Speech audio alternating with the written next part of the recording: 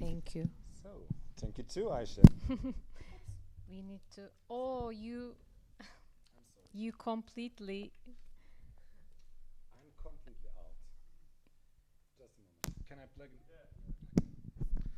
Okay. Sorry. It's happening. So it's normal.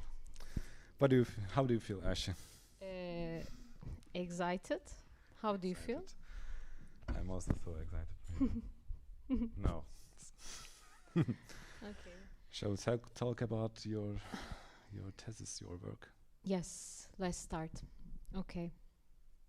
So, where to start?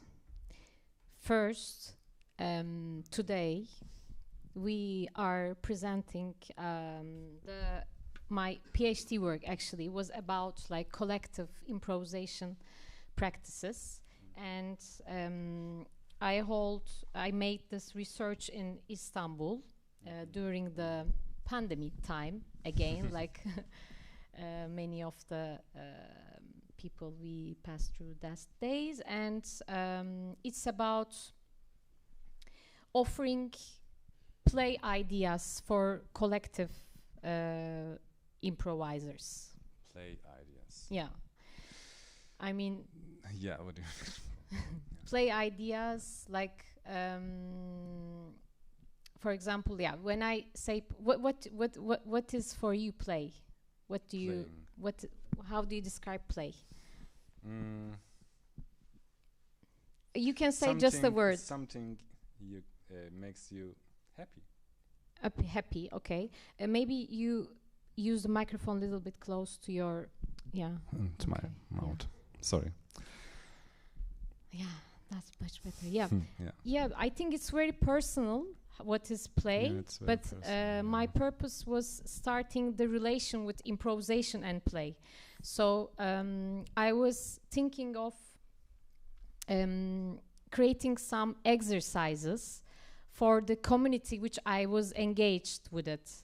So as you know, I was where we met is actually our conservatory situation. It was like Turkish Music Conservatory, and one part of me was teaching there in the traditional music conservatory, and I was doing my PhD in contemporary music, free improvising music. I was engaged on those practices, and and I was living in Istanbul and Turkey, so there was like a thing that I want to start working with the community that I am in it, like the small community. I have some I feel, first of all, in myself, I feel like I want to be playful. This is related both in my life and also in my practice too. So I was also seeing the conservatory students and the improvisers, actually free improvisers, that's included, that there is a we need some practices from other disciplines, and we need to have fun. We need to also work with some subjects that could make possibly wider perspectives. So this is all it started, actually. So when I say play ideas, it's like child play. It's like child play. There is fun in it, mostly, but there is more than that, actually. So yeah. Nice. Yeah, it's so excited. Yeah, I mean, you know the situation also, like when you are improvising, and when you experience with new practices, you have the ability to carry those experiences to your own practice. So I was thinking like, okay, where to start? Like, where to start this search? Like, I'm looking for some tools, and this is a project that I want to hold. Where to start? So I first ask a question: what I want to change in my own practice, or in the work in the small community. So I selected some topics which is related to, again, the people that I was working with it. So this can be changed in each community, I think. Like, so the topics that I choose was like, first empathy, and the also like exploring the wider of the borders, like trying to be out of the box, I can say, and freedom. And also these are some of the topics, and I did some collaborations with different artists to come up with some ideas to develop some improvisational plays. And there are actually great examples also in the history and also recent works. There's a great examples of it. So this is very adaptable, and very also, I found it very powerful, actually. During the workshops, after we apply those play ideas, improvisational play ideas, its effect is very powerful in many ways. So that's the Sounds great. yeah. Thank you. Yeah. Okay. Thank you. Okay. So let's play more. Let's play one more set. Yeah, Okay. sure.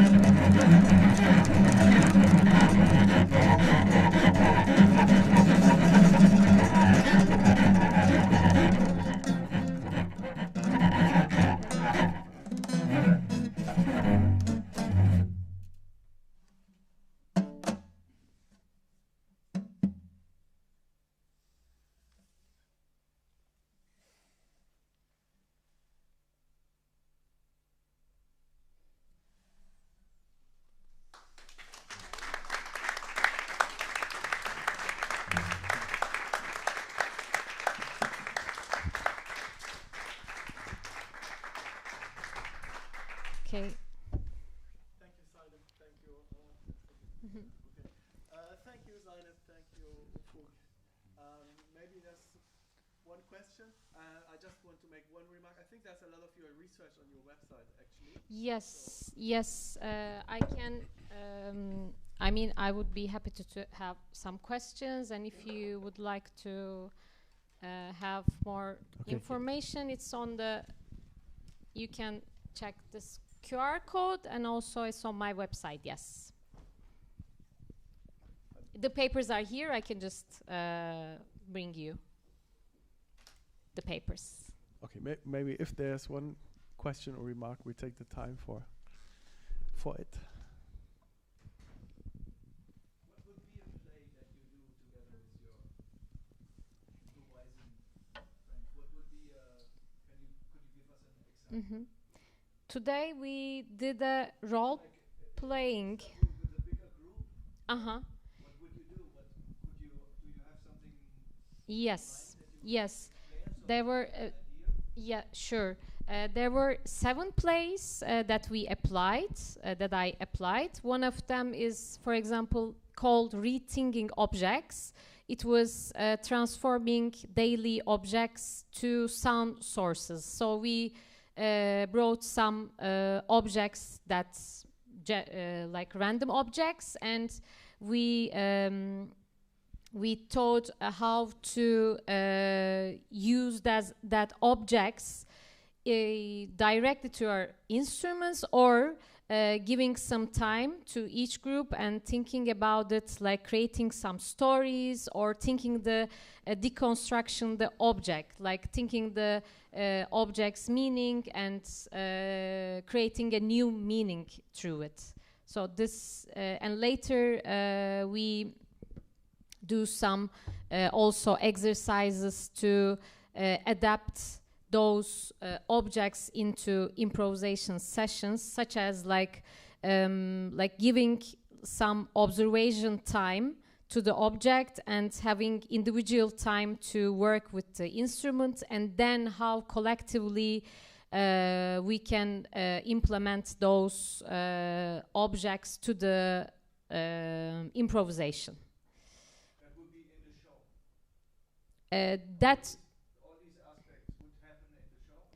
Yeah, it's in this workshop practice, but the idea is also, yes, how we can also adapt these ideas to individual practices. To the we can come up with an invention, like all improvisers, most improvisers have their own individual exploration time to give some time to their instrument, what kind of object or what can be interesting for me to use. But this can be also the case, like coming up with an invention in the workshop, or it can be just like a practice for exploring, and later have some questions and experiences, and search for adaptation ways. Yeah.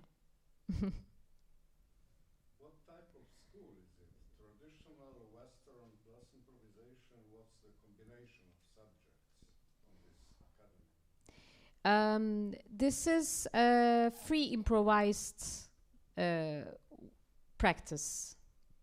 It's not connected with an institution, but it can be worked with during the thesis time. I work with improvisers students from both in traditional music students, and also we did this workshop with free improvisers. So the level and the practice and the exploration time would be changed in each people I work. So I offer these workshops as like examples, and it can be adaptable.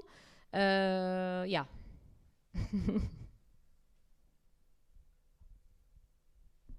Okay, thanks again. Thank you. Ayşe, thanks Ufuk for joining. Thank you, Spontaneity. Thank you too. Yes. Thank you too all.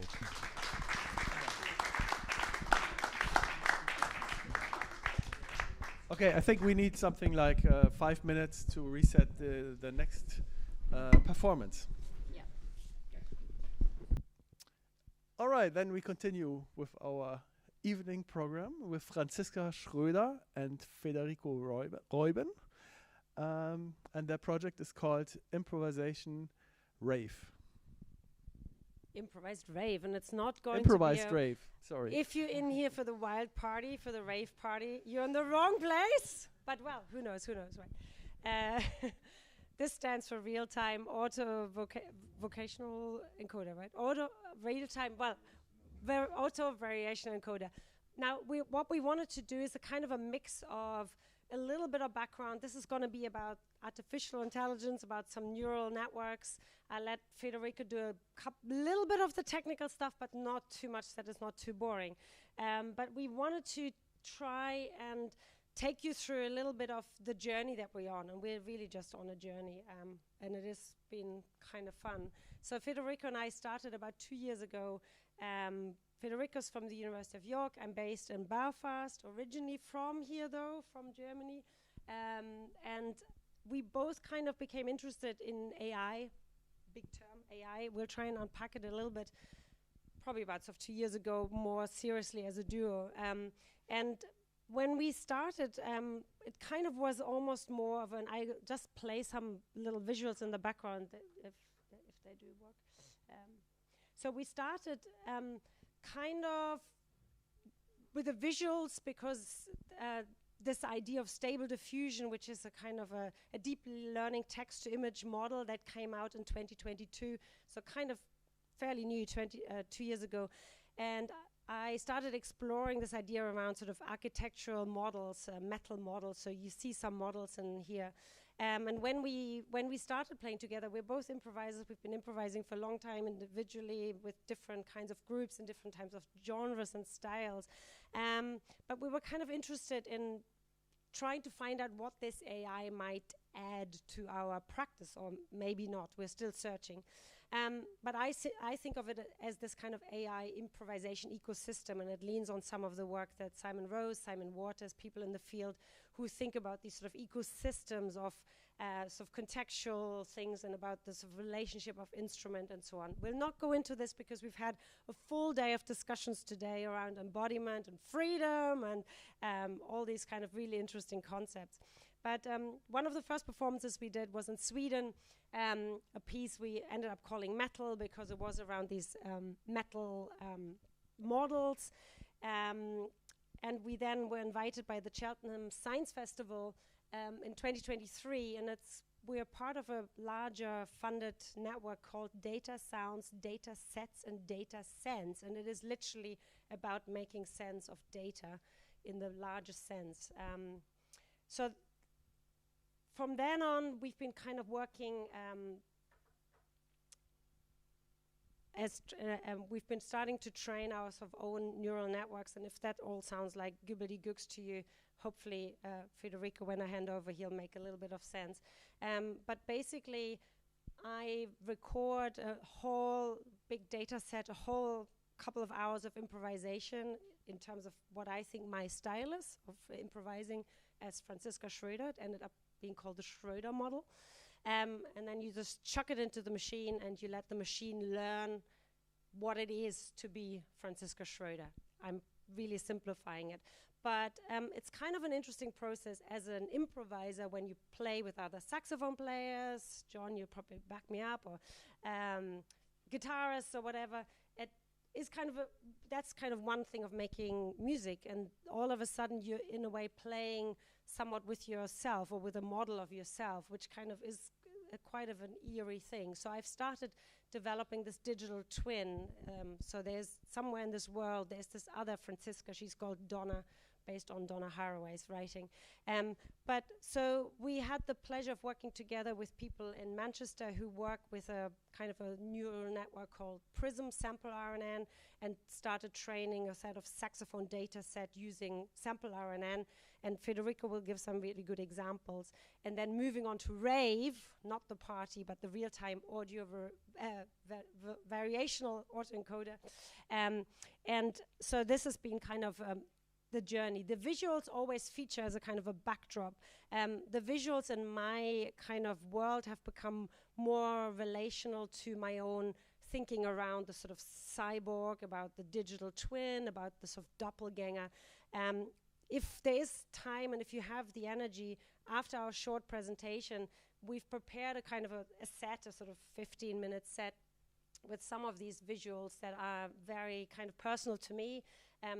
It's using a technique called a prompting technique coming from Stable Diffusion around the sort of instruments, around saxophones, around kind of instruments that I play with and so on. Federico, I'll hand over to you maybe to talk a little bit about some of the sort of more technical things. Yeah. Let's have a look at the slides. So I'm not going to bother you a lot with the technical things. So I think rather than explaining how things work, I think I'm going to focus on what they can do. So hopefully that will, be interesting. But if you do have questions, either, do ask me afterwards if you want a very technical question. If not, also interrupt me as well. So what we've been working on lately is parts of this kind of whole area called generative AI, right? And in music, that usually there's usually two types of generative AI. One, which is called symbolic generation, which is basically the AI, the neural nets. They generate MIDI information. So they kind of generate notes and musical structures. And you usually train this artificial intelligence on large kind of amounts of music usually in this kind of domain, in the symbolic generation, in MIDI. And usually it outputs MIDI as well.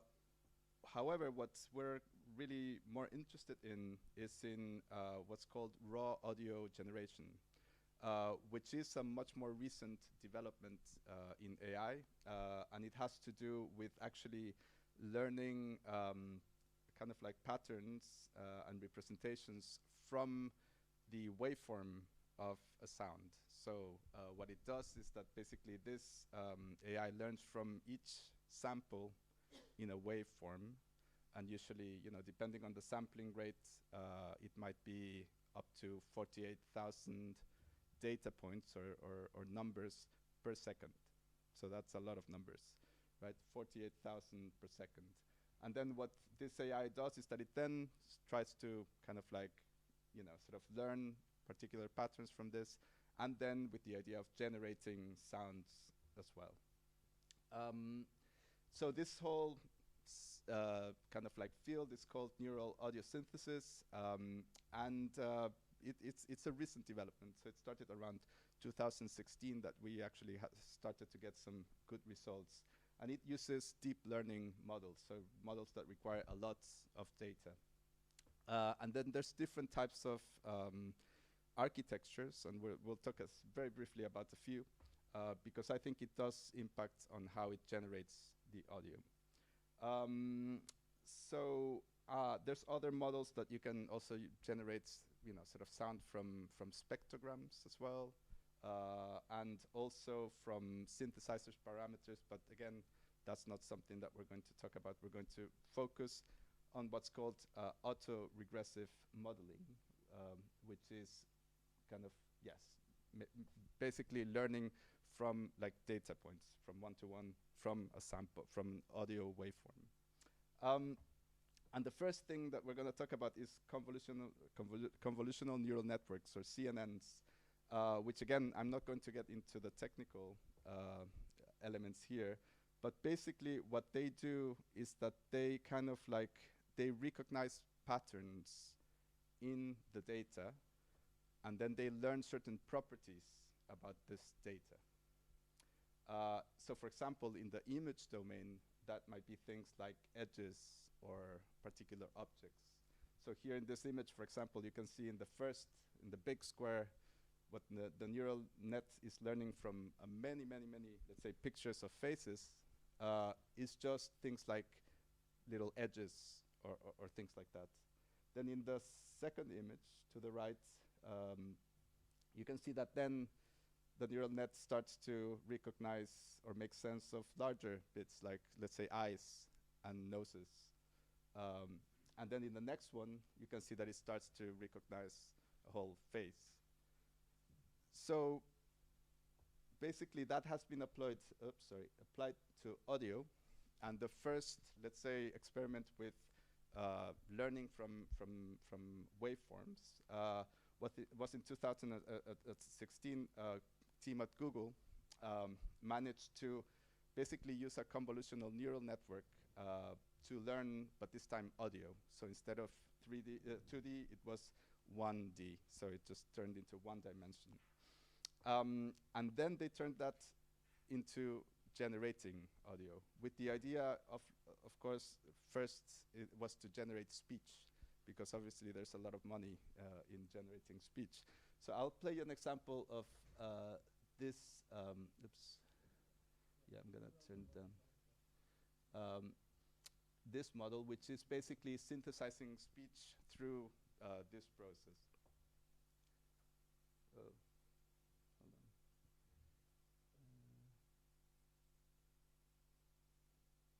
The avocado is a pear-shaped fruit with leathery skin, smooth edible flesh, and a large stone. Okay, and then I'll do this again. The avocado is a pear-shaped fruit with leathery skin, smooth edible flesh, and a large stone. So for example, if you have different data set with different speakers, then it can reproduce basically the audio. This is another one. The avocado is a pear-shaped fruit with leathery skin, smooth edible flesh, and a large stone. Right. So you can have like different speakers depending on different data sets. And then one thing also is that you can generate speech but without any meaning. So what happens when you don't give it any text, then it just kind of, it sounds like they're speaking, but it doesn't make any sense. So I'll just play that. Sådan. الوفاة يستخدم زمان بعدين بتجين أنا ستارة جودة نفعنا قاعد كذا اللي يسوي I'm كويس. So it still has the characteristics of speech, but it makes no sense to us. So then they applied this to making music, and this is the kind of thing that they got from large data sets of classical music.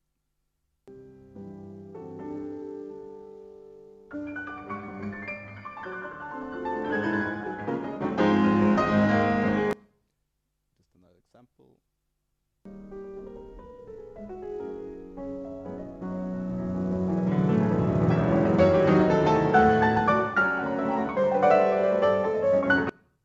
Okay, great. So this sounds quite convincing, right? One of the problems that this had was that in order to train a model like this, you required really a lot of recordings and a lot of processing power. So only Google could afford to do this. But then in a bit later, Google also released another model based on what are called recurrent neural networks, which is a bit different than convolutional neural networks.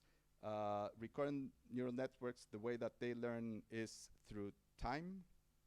So they kind of like, they repeat, they go back and kind of like, and then the data points are based on time, so they change.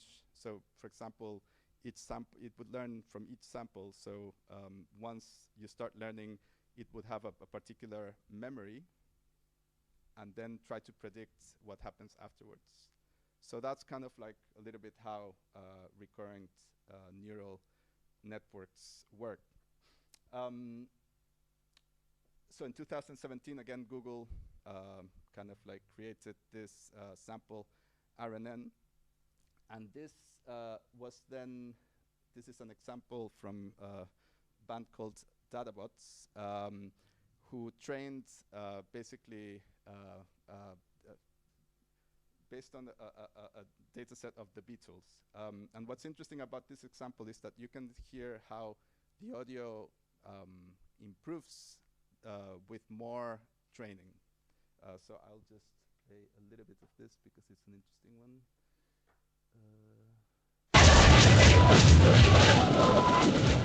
So So here you can hear that it's very noisy. You cannot really see what's going on. But then as you start training the network, you start to learn more about the music.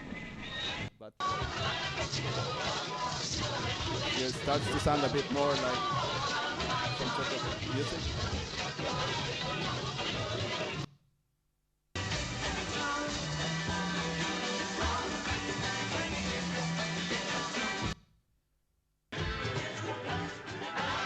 And the more that you train it, the more it starts to make sense.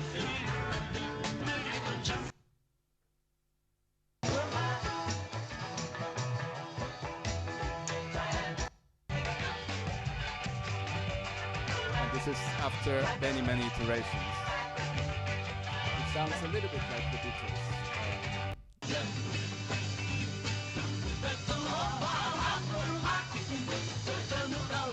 can hear a little bit of the Beatles there. So this is the first model that we started to use. And as Franziska said, we trained it on Franziska's playing. In order to then generate material.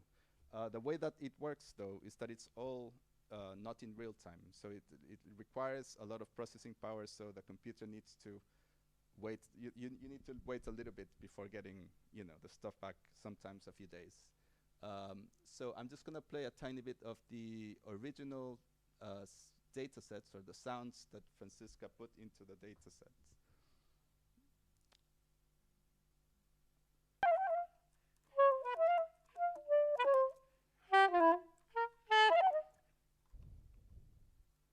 And I think parts of the data set you included all sorts of techniques, right, as well, like multiphonics. Do you want to say a bit more? I mean, I think if people in the room are interested in doing this at some point, there's a whole discussion to be had about what do you train into data sets.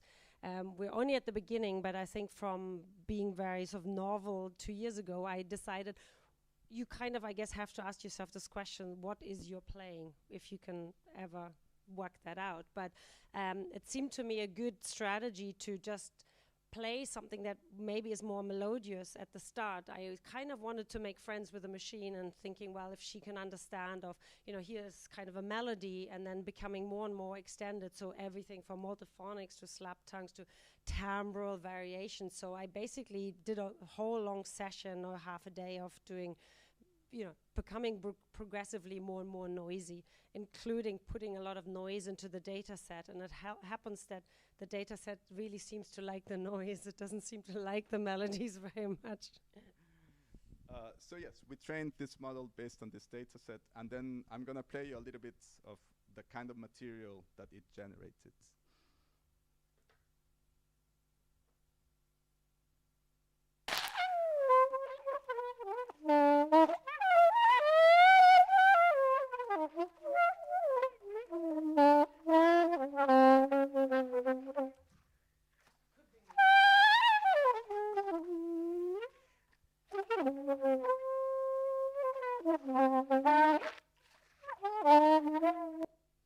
So it sounds a bit strange, but relatively convincing. You can tell it's a saxophone, right?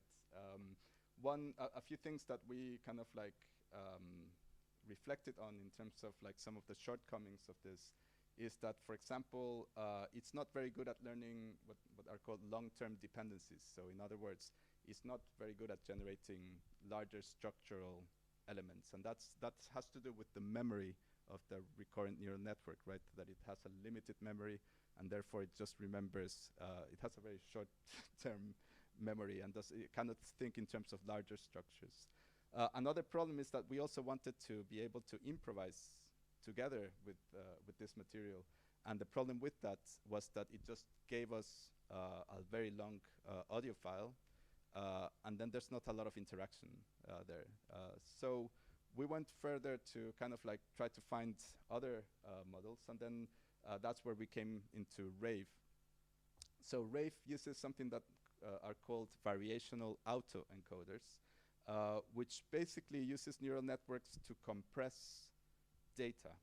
So for example, if you had something like a picture, it uses something that's called an encoder to learn representations of the data and then compress that into what's called a latent space. And then with a decoder, you can, let's say, take that reduced data and then turn it again back into, let's say, that original image. I'll play you a little bit of an example of that. However, what's interesting is that then with this latent space, you can do things with it. You can explore it in different ways. So it doesn't have to be just to reconstruct the same thing. You can, for example, just explore it with kind of like with just randomly, because it creates this kind of like multi-dimensional space. And what Rave does really well is that it also kind of like compresses that space even further into less dimensions. I'm not gonna explain the technical element, but it does, and then that makes it even easier to work with. So I'm going to give you a tiny example of that. So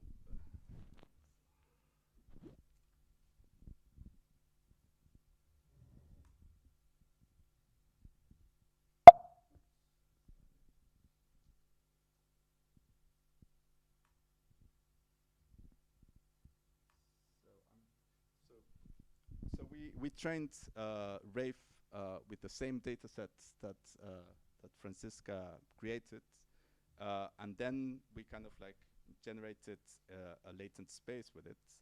And then, for example, I'm just going to load that now. What's really interesting about this Rave model is that then you can explore that latent space in real time.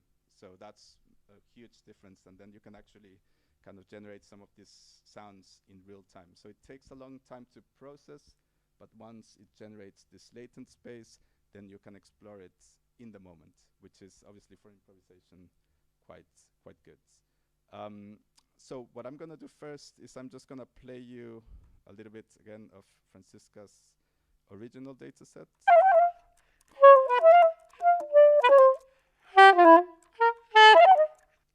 Now I'm gonna put it through the encoder, then it will create this latent space, and then the decoder. So this is basically reconstructing the original sound.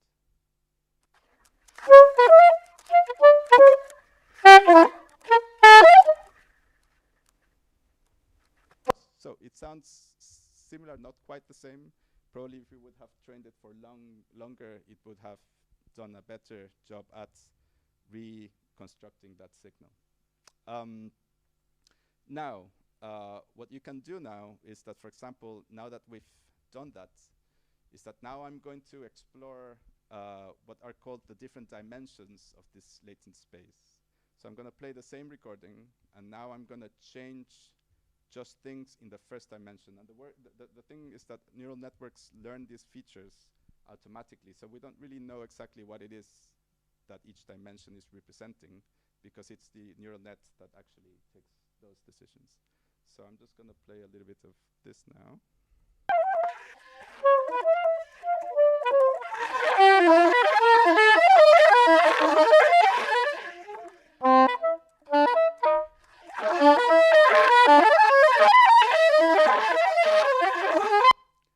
I'm not sure exactly what what it's doing, but it's obviously doing something, right? Changing it.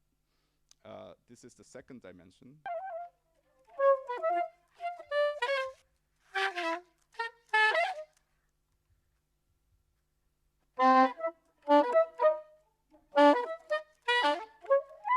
So each dimension is changing something, but we're not, obviously, you know, perceptually it's quite difficult to understand what's happening, but it's nevertheless interesting.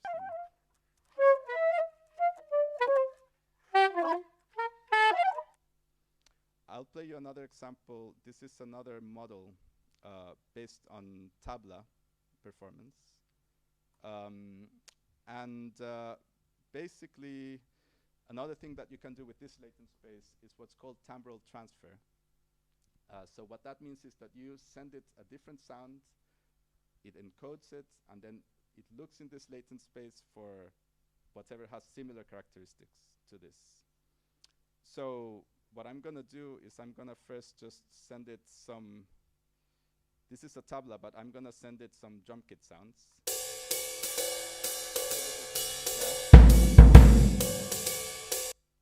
But now I'm gonna put it into this tabla model.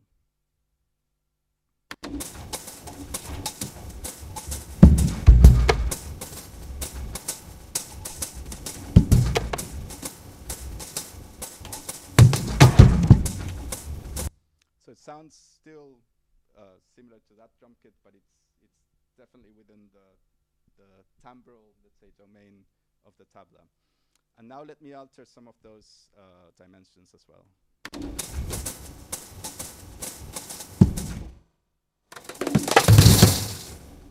So this dimension is clearly something to do with the frequency of the tabla playing.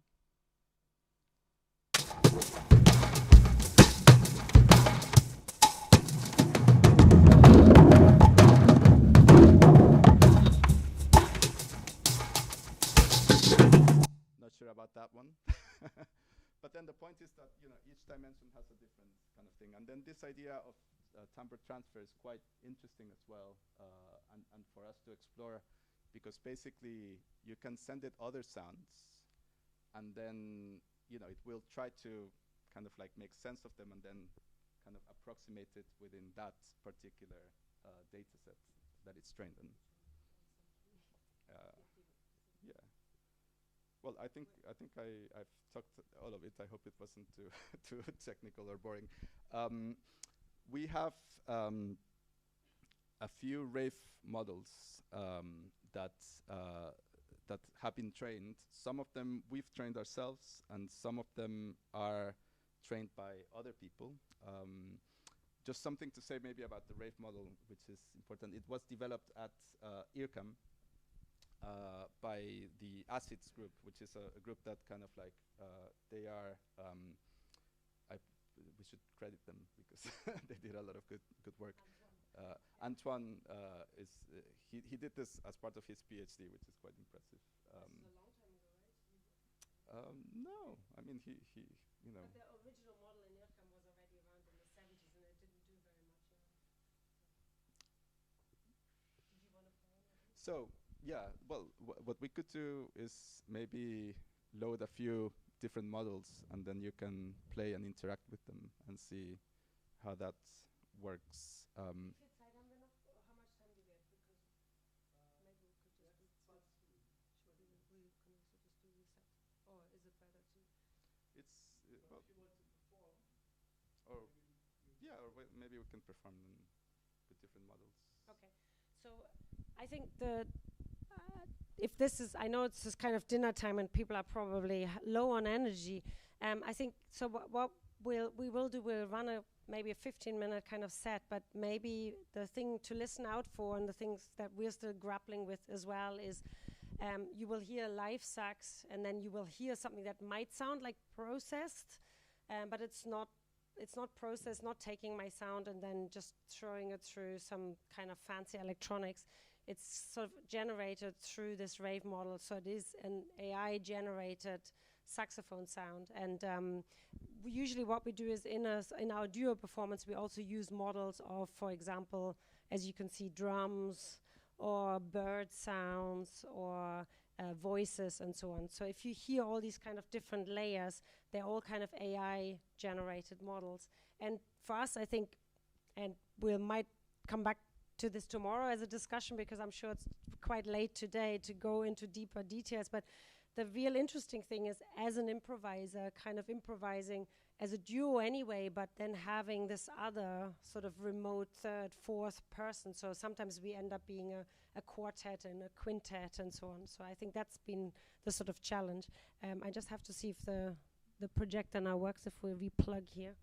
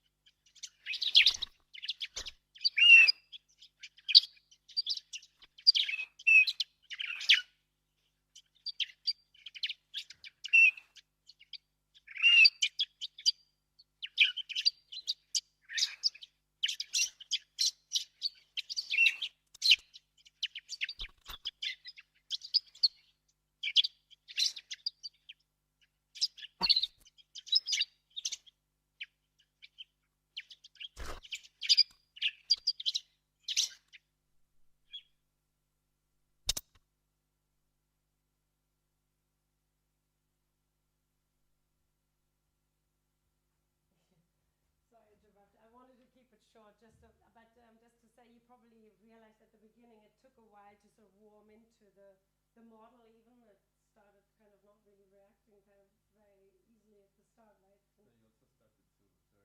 Yeah. So I had to set Yeah, I know you were still setting up, but I had started the video. Anyway, thank you.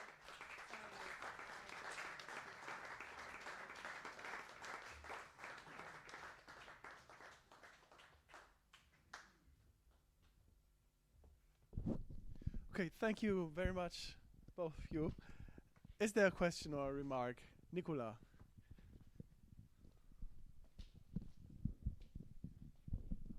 Yeah, thank you very much for this amazing performance and demonstration. I have a question.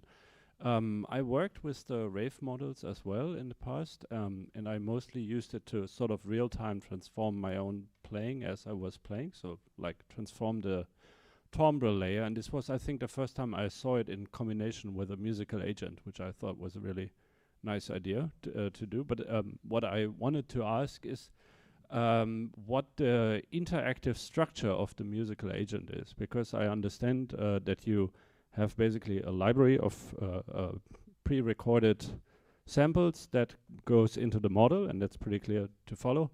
And one pretty obvious choice would be to sort of, you know, use like a sort of MFCC onset detection and so forth in combination with a KNN to generate the interactive layer of the musical agent and then feed it through the Rave model. But I don't think that this is what's happening. So my question is like, how does the interactive layer of the musical agent function? Or Federico, are you sort of the interactive layer of the musical agent? Is that the right assessment? I don't know. I was. Yes, I mean, obviously I'm not simply just putting Franziska's sound through the model, right? I do sometimes, and sometimes I do put some effects before it goes into the model. So, you know, even like simple delays or things like that will generate a little bit of interaction, right? Obviously, I'm live coding it, so I'm changing those effects sometimes. But at the same time, I do have like this large sample library for which I kind of like, you know, I do concatenative synthesis and kind of like missing information retrieval stuff on it to match what she's playing. So that's another layer of interaction. I also do onset detection. So there's a lot of other things that happen in terms of the interaction. But what's interesting is to, you know, to kind of like to think about the sounds that are going to go well with the models as well, and how they will generalize or not. So for example, at some point I put in some bird sounds, but it really wasn't sounding a lot like birds because I was sending it a saxophone sound. So I changed the sounds that I was sending to bird sounds so that they would generalize better, and they did. And they started to sound more like birds. So I'm kind of like just doing all of this stuff, and yes, I wouldn't say it's a completely autonomous agent, but rather I'm part of the ecosystem. Yes. Well, and so is Franziska as well, because you know, like not only am I processing the sound and sending it to the models, but also. And I guess that's where sort of improvised interaction happens, is in those decision-making process. And of course, then what the models do to you as an improviser, you know, do you want to really go along with the bird sounds or the voice sounds and sound like a bird? Not always, possibly. And you know, what does that mean musically anyway? You know? I think they're all interesting questions that we're still trying to figure out.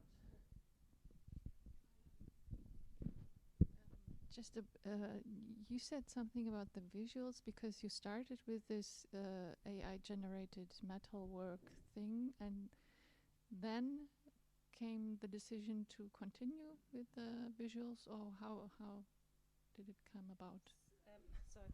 So the visuals I make kind of unique to each performance. So I give you an example. I was just 3 weeks in Vietnam, and the prompting technique I use, I make it personal to the musicians, so whoever I work with. So the Vietnamese one was quite, was based around the Vietnamese traditional instruments. If I play with a cellist, it becomes more about wood and trees and whatever it might conjure up in my mind.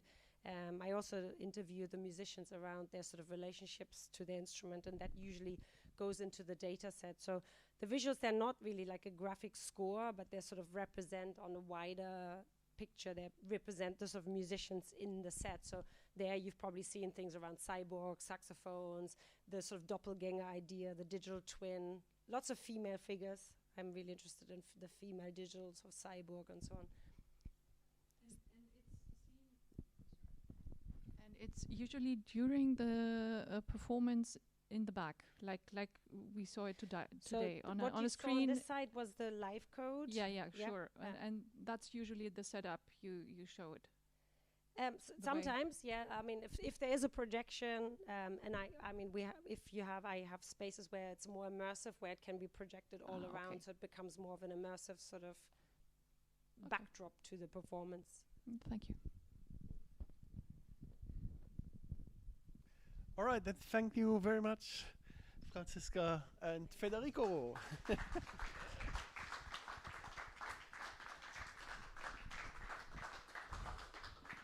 So then we come to the last part here tonight.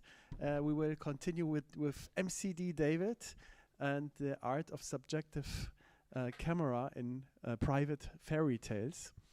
I really want to recommend this personally. We know for quite some time, and maybe I just do this remark now. I think it was around 2000 where I heard a concert of John Butcher the first time. Christopher was the organizer of this concert, and only a few years later I heard Mark Wastel for the first time, and again Christopher was the organizer of this concert. So it fits really well that you are here also for these reasons, but the main reasons, of course, are the films and your presentation later. I think we'll need 5 minutes for resetting, and then we'll see each other here in a moment.